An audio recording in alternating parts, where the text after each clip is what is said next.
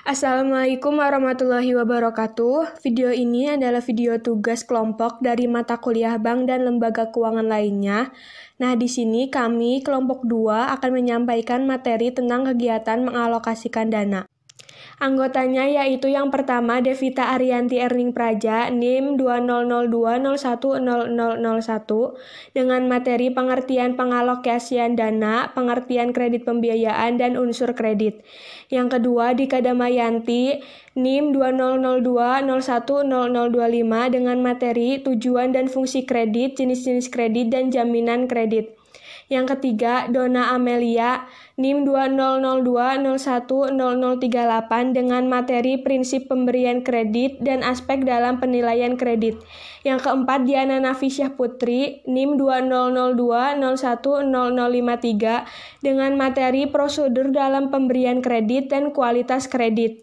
Yang kelima, Alif Barun Arois, NIM 2002010049 dengan materi tujuan pemisahan fungsi kredit, tugas komite kredit, dan penyelamatan terhadap kredit yang macet. Dan berikut penjelasannya. Pengertian pengalokasian dana. Pengalokasian dana diwujudkan dalam bentuk pinjaman atau lebih dikenal dengan kredit. Dapat dilakukan dengan membelikan berbagai aset yang dapat menguntungkan bank. Arti lain dari pengalokasian dana adalah menjual kembali dana yang diperoleh dari himpunan dana dalam bentuk simpanan. Kegiatan ini yang paling penting adalah lokasi yang dapat bentuk pinjaman atau lebih dikenal dengan kredit bagi bank yang berdasarkan prinsip konvensional dan pembiayaan bagi bank yang berdasarkan prinsip syariah. Kedua, pengertian kredit pembiayaan. Menurut Undang-Undang Nomor 10 Tahun 1998 dijelaskan bahwa kredit atau pembiayaan dapat berupa uang atau tagihan yang nilainya diukur dengan uang. Kemudian, adanya kesepakatan antara bank, kreditor dengan nasabah penerima kredit, debitur, bahwa mereka sepakat sesuai dengan perjanjian yang telah dibuat. Kredit diartikan sebagai kepercayaan. Sebelum kredit diberikan, untuk meyakinkan bank bahwa nasabah benar-benar dapat dipercaya, biasanya bank menganalisis latar belakang nasabah atau perusahaan, prospek perusahaan, jaminan yang diberikan, serta faktor lainnya. Tujuan analisis tersebut agar bank yakin bahwa kredit yang diberikan benar-benar aman. Yang ketiga, unsur-unsur kredit.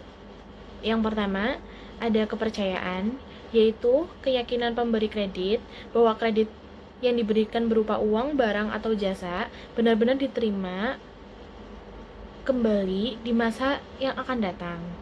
Kedua, kesepakatan. Di samping unsur kepercayaan, juga mengandung unsur kesepakatan antara si pemberi kredit dengan si penerima kredit. Yang ketiga, jangka waktu. Setiap kredit yang diberikan memiliki jangka waktu tertentu mencakup masa pengembalian kredit yang disepakati. Yang keempat, ada risiko. Risiko adalah tenggang waktu pengembalian akan menyebabkan suatu risiko tidak tertagihnya pemberian kredit tersebut. Yang kelima, balas jasa. Balas jasa atau dikenal dengan nama bunga. Tujuan dan fungsi kredit. Nah, untuk tujuan utama pemberian suatu kredit adalah yang pertama, untuk mencari keuntungan, yaitu bertujuan untuk memperoleh hasil dari pemberian kredit tersebut. Hasil tersebut terutama dalam bentuk bunga yang diterima oleh bank sebagai balas jasa dan biaya administrasi kredit yang dibebankan kepada nasabah. Yang kedua, membantu usaha nasabah. Tujuan lainnya adalah untuk membantu usaha nasabah yang memerlukan dana, baik dana investasi maupun dana untuk modal kerja. Dengan dana tersebut, maka pihak debitur akan dapat mengembangkan dan memperluaskan usahanya. Yang ketiga, membantu pemerintah. Bagi pemerintah, semakin banyak kredit yang disalurkan oleh pihak perbankan, maka semakin baik. Mengingat semakin banyak kredit berarti adanya peningkatan pembangunan di berbagai sektor. Nah, kemudian di samping tujuan yang tadi, suatu fasilitas kredit memiliki fungsi yang pertama untuk meningkatkan daya guna uang. Nah, di sini maksudnya jika uang hanya disimpan saja, tidak akan menghasilkan suatu yang berguna. Dan diberikannya kredit, maka uang tersebut menjadi berguna untuk menghasilkan barang atau jasa oleh si penerima kredit. Yang kedua, untuk meningkatkan peredaran dan lalu lintas uang. Nah, dalam hal ini, uang yang diberikan atau disalurkan akan beredar dari suatu wilayah ke wilayah lainnya, sehingga suatu daerah yang kekurangan uang dengan memperoleh kredit, maka daerah tersebut akan memperoleh tambahan uang dari daerah lainnya. Yang ketiga, untuk meningkatkan daya guna barang. Kredit yang diberikan oleh bank akan dapat digunakan oleh si debitur ini untuk mengelola barang yang tidak berguna menjadi berguna atau bermanfaat. Yang keempat, meningkatkan peredaran barang. Nah, kredit ini dapat pula menambah atau memperlancar arus barang dari wilayah satu ke wilayah lainnya, sehingga jumlah barang yang beredar dari suatu wilayah ke wilayah lainnya bertambah, atau kredit dapat pula meningkatkan jumlah barang. Yang kelima, sebagai alat stabilitas ekonomi. Kenapa? Karena dengan adanya kredit yang diberikan akan menambahkan jumlah barang yang diperlukan oleh masyarakat. Kemudian dapat pula kredit membantu dalam mengekspor barang dari dalam negeri ke luar negeri, sehingga meningkatkan devisa negara. Nah, yang keenam, untuk meningkatkan kegairahan berusaha. Nah, bagi si penerima kredit tentu akan dapat meningkatkan kegairahan berusaha, apalagi bagi si nasabah yang memang modalnya pas-pasan. Nah, yang ketujuh, untuk meningkatkan pemerataan pendapatan. Dan yang kedelapan, untuk meningkatkan hubungan internasional. Nah, dalam hal pinjaman internasional akan dapat meningkatkan saling membutuhkan antara si penerima kredit dengan si pemberi kredit. Pemberian kredit oleh negara lain akan meningkatkan kerjasama di bidang lainnya. Kemudian jenis-jenis kredit. Nah, kredit yang diberikan bank umum dan bank perkreditan rakyat terdiri dari berbagai jenis. Jika dilihat dari segi kegunaannya, ada dua, yaitu kredit investasi dan kredit modal kerja. Nah, kredit investasi itu apa? Kredit investasi itu kredit yang biasanya digunakan untuk keperluan perluasan usaha atau membangun proyek atau pabrik baru atau untuk keperluan rehabilitasi. Nah, sedangkan kredit modal kerja yaitu kredit yang digunakan untuk keperluan meningkatkan produksi dan operasionalnya. Jika dilihat dari segi tujuan kredit, ada tiga. Yang pertama, ada kredit produktif, yaitu kredit yang digunakan untuk peningkatan usaha atau produksi atau investasi. Kredit ini diberikan untuk menghasilkan barang atau jasa. Nah, yang kedua, kredit konsumtif. Kredit ini digunakan untuk konsumsi pribadi. Kredit ini tidak ada pertambahan barang dan jasa yang dihasilkan, karena memang untuk digunakan atau dipakai oleh seseorang atau badan usaha.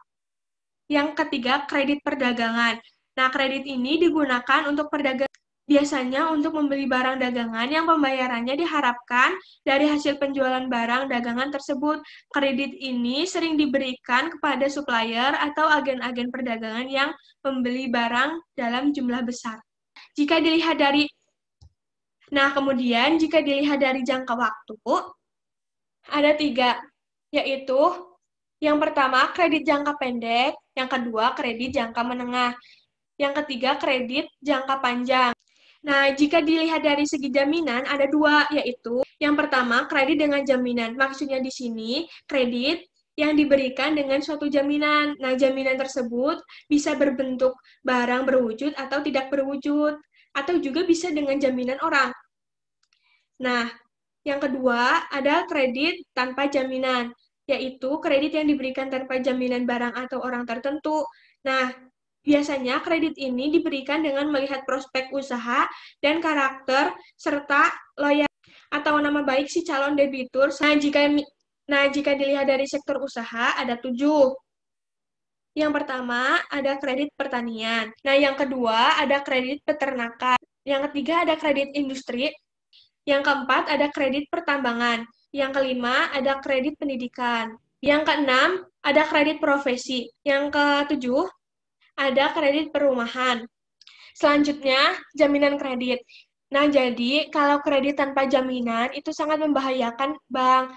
Apalagi jika nasabah mengalami suatu kemacetan, maka akan sulit menutupi kerugian terhadap kredit yang disalurkan. Sebaliknya, dengan jaminan kredit relatif lebih aman mengingat setiap kredit macet akan dapat ditutupi oleh jaminan tersebut. Nah, apa aja sih jaminan yang dapat dijadikan jaminan kredit oleh debitur itu? Nah, yang pertama, dengan jaminan. Nah, dengan jaminan ini biasanya bisa dengan jaminan benda berwujud. Nah, contoh barang-barang yang dapat dijadikan jaminan yaitu tanah, kendaraan bermotor, bangunan, mesin-mesin, peralatan, barang dagangan, sawah, tanaman, atau Materi yang akan dibahas yaitu prinsip-prinsip pemberian kredit, aspek-aspek dalam penilaian kredit. Prinsip-prinsip pemberian kredit biasanya kriteria penilaian yang harus dilakukan oleh bank untuk mendapatkan nasabah yang benar-benar menguntungkan dilakukan dengan analisis 5C dan 7P. 5C kredit adalah sebagai berikut: karakter, capacity, capital, collateral, condition. Metode analisis 7P adalah sebagai berikut: personality, party, purpose, prospect, payment, profitability, protection. Aspek-aspek dalam penilaian kredit, yaitu aspek yuridis atau hukum, adalah masalah legalitas badan usaha izin-izin yang dilakukan perusahaan yang mengajukan kredit. Aspek pemasaran adalah permintaan terhadap produk yang dihasilkan sekarang ini dan masa yang akan datang prospeknya bagaimana. Aspek keuangan, aspek yang dinilai adalah sumber-sumber dan yang dimiliki untuk membiayai usahanya dan bagaimana penggunaan dana tersebut. Aspek teknis atau operasi, aspek manajemen, aspek sosial ekonomi, aspek AMDAL. Prosedur pemberian kredit secara umum dapat dibedakan antara pinjaman perseorangan dengan pinjaman oleh suatu badan hukum. Kemudian dapat pula ditinjau dari segi tujuannya, apakah untuk konsumtif atau produktif. Secara umum akan dijelaskan prosedur pemberian kredit oleh badan hukum. Yang pertama, pengajuan berkas-berkas yang berisi antara lain seperti latar belakang perusahaan, maksud dan tujuan, besar kredit dan jangka waktu, cara pemohon mengembalikan kredit, dan jaminan kredit. Selanjutnya, dilampiri dengan berkas-berkas yang telah dipersyaratkan seperti akte notaris, tanda daftar perusahaan, NPWP, neraca dan laporan rugi laba 3 tahun terakhir, bukti diri dari pimpinan perusahaan, dan fotokopi sertifikat jaminan.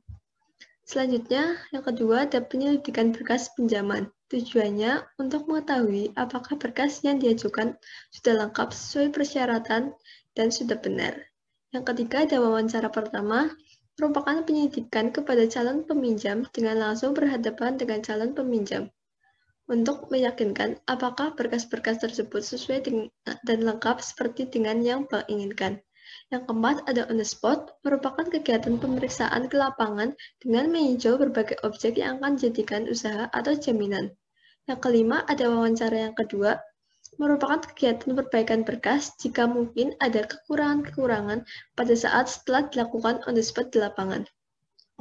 Selanjutnya, yang keenam, ada keputusan kredit, adalah menentukan apakah kredit akan diberikan atau ditolak. Jika diterima, maka dipersiapkan administrasinya. Biasanya, keputusan kredit yang akan mencakup jumlah uang yang diterima, jangka waktu kredit, dan biaya-biaya yang harus dibayarkan. Bagi kredit yang ditolak, maka hendaknya dikirim surat penolakan sesuai dengan alasannya masing-masing. Yang ketujuh, penandatanganan akad kredit atau perjanjian lainnya, merupakan kelanjutan dari diputuskannya kredit. Penandatanganan dilaksanakan antara bank dengan debitur secara langsung atau dengan melalui notaris. Yang kedelapan, realisasi kredit diberikan setelah penandatanganan surat-surat yang diperlukan. Yang kesembilan, penyaluran atau penarikan dana, pencairan atau pengambilan uang dari rekening sebagai realisasi dari pemberian kredit dan dapat diambil sesuai ketentuan dan tujuan kredit. Kemudian ada kualitas kredit. Hidup matinya suatu bank sangatlah dipengaruhi oleh jumlah kredit yang disalurkan dalam suatu periode. Artinya, semakin banyak kredit yang disalurkan, semakin besar pula perolehan laba dari bidang ini. Dalam praktiknya, banyak jumlah kredit yang disalurkan juga harus memperhatikan kualitas kredit tersebut. Artinya, semakin berkualitas kredit yang diberikan atau memang layak disalurkan, akan memperkecil risiko terhadap kemungkinan kredit tersebut bermasalah. Oleh karena itu, dalam melepas kreditnya, agar berkualitas pihak perbankan perlu memperhatikan dua unsur, yaitu tingkat perolehan laba, artinya jumlah laba yang akan diperoleh atas penyaluran kredit, dan yang kedua tingkat risiko, artinya tingkat risiko yang akan dihadapi terhadap kemungkinan melesatnya perolehan laba bank dari kredit yang disalurkan. Selanjutnya, dalam memenuhi tingkat perolehan laba bank agar dapat dikatakan memenuhi kriteria yang berlaku, perbankan harus memperhatikan 4 faktor agar kesehatan bank dapat diukur sesuai ketentuan tersebut. Yang pertama, tingkat return of asset. Yang kedua, return on equity. Yang ketiga, timing of return. Yang keempat, future prospect. Selanjutnya, tingkat perolehan laba juga harus mengetahui risiko-risiko yang akan dihadapinya. Jenis risiko yang mungkin akan bakal dihadapi yaitu risiko lingkungan, risiko manajemen, risiko penyerahan. Risiko keuangan agar kredit yang disalurkan oleh suatu bank memiliki kualitas kredit yang baik, perlu dilakukan pemisahan fungsi dalam organisasi kredit. Pemisahan fungsi dalam organisasi kredit pada umumnya terdiri dari pemasaran kredit dan analisis kredit. Melanjutkan pembahasan sebelumnya, sekarang kita memasuki tentang tujuan pemisahan kredit. Sebenarnya apa sih tujuan pemisahan fungsi kredit? Nah, tujuan pemisahan fungsi kredit adalah agar pengelolaan suatu permohonan kredit dapat diproses secara benar, lengkap, teliti, dan sempurna, sehingga memiliki risiko rendah dan tidak menimbulkan masalah. Sekalipun terjadi pemisahan fungsi kredit, semua fungsi harus berjalan satu tujuan, sehingga sesuai dengan harapan manajemen sebelumnya. Semua bagian juga harus bekerja sama, bukan saling menjatuhkan. Ada banyak cara agar kredit yang diberikan oleh perbankan memiliki kualitas. Dan dalam memutuskan suatu permohonan kredit yang akan diberikan kepada nasabah agar berkualitas, sebaiknya dibentuk komite, yakni komite kredit. Lalu, tugas komite kredit. Komite kredit bertugas memberikan pelayanan hal-hal yang berkaitan dengan kredit yang disalurkan kepada nasabah. Dan secara umum, tugas komite kredit adalah yang pertama, membuat keputusan dan penelaahan kredit baru. Artinya, setiap adanya permohonan kredit baru, perlu ditelaah secara benar tentang kelayakan kredit tersebut. Yang kedua, memastikan kelengkapan dokumen kredit. Artinya, dalam pengajuan kredit, apapun syarat kelengkapan dokumen mutlak untuk diserahkan. Yang ketiga, persetujuan perpanjangan kredit. Artinya, bagi kredit yang sudah berakhir masa pinjamannya dan nasabah masih ingin memperpanjang kredit, komite harus memberikan persetujuan. Yang keempat, perubahan kondisi dan syarat kredit. Artinya, kalau kondisi nasabah dengan situasi yang sedang berkembang menyebabkan nasabah mengalami kesulitan, pihak perbankan itu perlu melakukan perubahan tentang kondisi dan syarat kredit nasabah tersebut. Selanjutnya, untuk menentukan kualitas suatu kredit, perlu dilakukan ukuran-ukuran tertentu, dan Bank Indonesia telah menggolongkan menurut ketentuan sebagai berikut. Yang pertama, lancar atau pas. Dapat dikatakan lancar atau pas apabila A. Pembayaran angsuran pokok atau bunga itu tepat waktu. Yang B. Memiliki mutasi rekening yang aktif. C. Bagian dari kredit yang dijamin dengan agunan tunai. Dan yang kedua, dalam perhatian khusus atau special mention. Dapat dikatakan special mention atau dalam perhatian khusus itu apabila yang pertama, terdapat tunggakan pembayaran angsuran pokok atau bunga yang belum melampaui 90 hari. B. Kadang-kadang terjadi cerukan. Cerukan itu apa? Cerukan adalah jumlah penarikan yang melebihi dana yang tersedia pada akun giro. Yang C. jarang terjadi pelanggaran terhadap kontrak yang diperjanjikan. Dan yang ketiga, kurang lancar atau substandar. Dapat dikatakan kurang lancar atau substandar itu apabila yang pertama, terdapat tunggakan pembayaran angsuran pokok atau bunga yang telah melampaui 90 hari. B. Sering terjadi cerukan. C. Frekuensi mutasi rekening rendah. Dan yang keempat, diragukan atau doubtful. Dapat dikatakan diragukan itu apabila yang pertama, terdapat tunggakan pembayaran angsuran pokok atau bunga yang telah melampaui 180 hari. B. Terjadi cerukan yang permanen. C. Terjadi kapitalisasi bunga. Yang kelima, macet atau loss. Dikatakan macet apabila A. Terdapat tunggakan pembayaran angsuran pokok atau bunga yang telah melampaui 270 hari. B. Kerugian operasional ditutup dengan pinjaman baru. C. Dari segi hukum dan pasar, jaminan tidak dapat dicairkan. Selanjutnya, teknik penyelesaian kredit macet.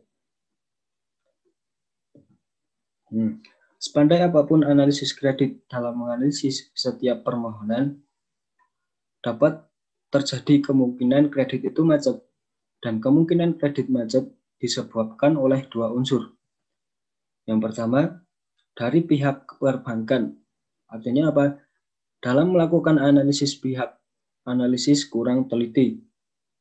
Dapat pula terjadi akibat kolusi dari pihak analisis kredit dengan pihak debitur.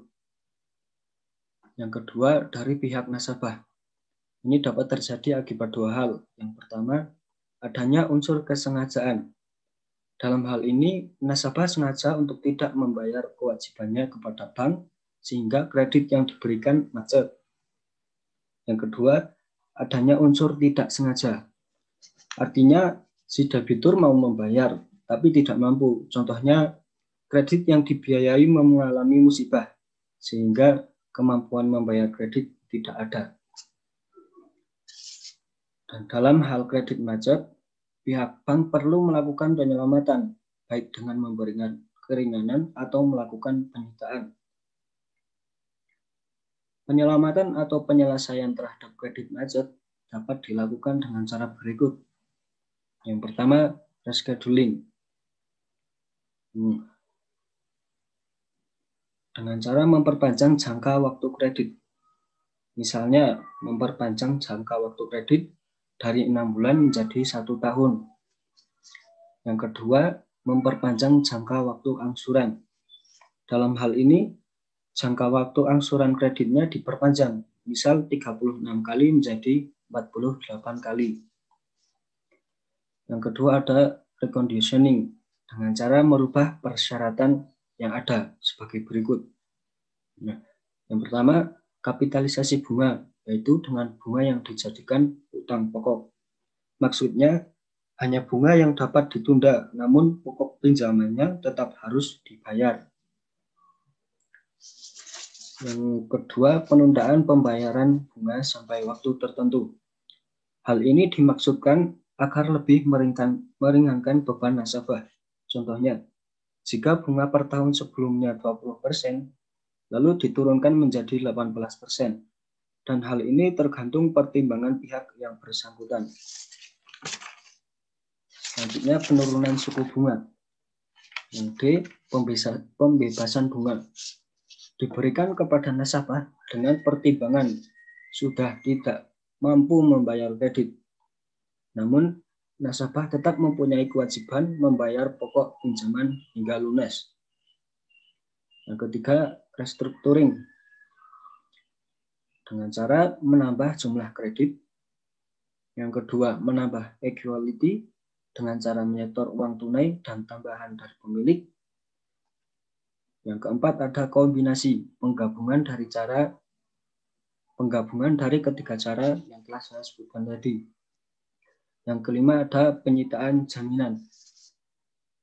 Penyitaan jaminan adalah jaminan terakhir apabila nasabah sudah benar-benar tidak mampu membayarkan semua hutang-hutangnya kepada perbankan.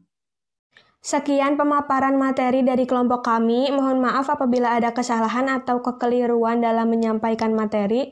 Terima kasih. Wassalamualaikum warahmatullahi wabarakatuh.